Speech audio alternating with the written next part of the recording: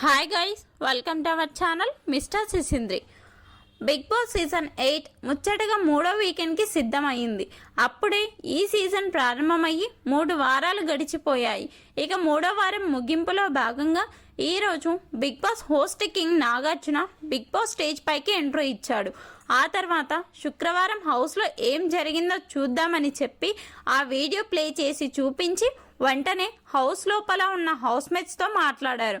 ఈ తరుణంలోనే హౌస్లో ఉన్న నాగమణికంఠతో మాట్లాడుతూ ముందుగా నీకు బిలేటెడ్ హ్యాపీ బర్త్డే మణికంఠ అని చెప్తే థ్యాంక్ యూ సార్ అని చెప్పాడు.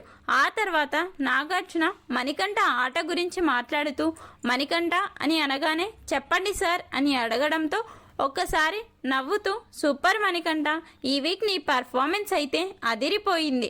ప్రభావతి టాస్క్లో నువ్వు సూపర్గా పర్ఫామ్ చేశావు.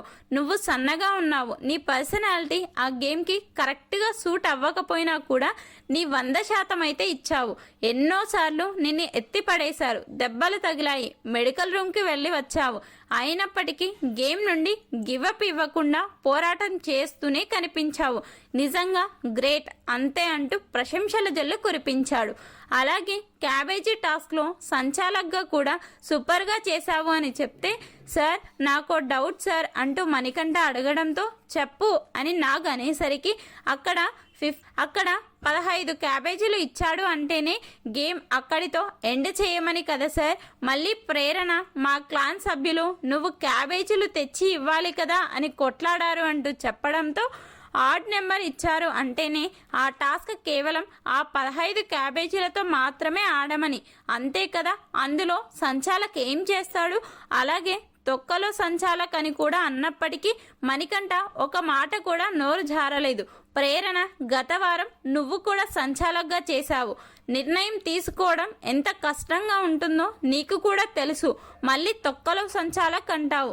నీకు ఫేవర్గా నిర్ణయం తీసుకుంటే సంచాలక్ మంచి, లేకపోతే తొక్కలో సంచాలక్ అంతేనా అని అడగడంతో అలా కాదు సార్ అని చెప్తూ ఉంటే నీతో మళ్ళీ మాట్లాడతా అంటూ మణికంఠ మాట గురించి మాట్లాడుతూ మణికంఠని నీ ఆట సూపర్, నువ్వు మాట్లాడే మాటలు కూడా సూపర్ మణికంఠ, కానీ గేమ్ మధ్యలో ఎమోషనల్ అవ్వడం, ఆ ఎమోషనల్ డైలాగ్స్ మాట్లాడడం మాత్రం అంతగా బాగోలేదు. అది సింపతి ట్రై చేస్తున్నాడేమో అని అనుమానం తెప్పిస్తుంది. ఆ ఒక్కటి తగ్గించుకో, ఇక నీకు ఈ హౌస్లో తిరుగుండదు. నువ్వు నీ లక్ష్యం సాధించాలి అంటే ఎమోషనల్ అవ్వకూడదు. నాకు ప్రామిస్ చేయి అంటే ఇకపై ఎప్పుడు ఈ హౌస్లో ఎమోషనల్ అవ్వను సార్ అని చెప్పాడు మణికంఠ. మొత్తంగా నాగార్జున మణికంఠతో మాట్లాడిన ఈ మాటలపై మీ అభిప్రాయాన్ని కమెంట్స్ రూపంలో తెలపండి. Please subscribe our channel mister సిసింద్రి.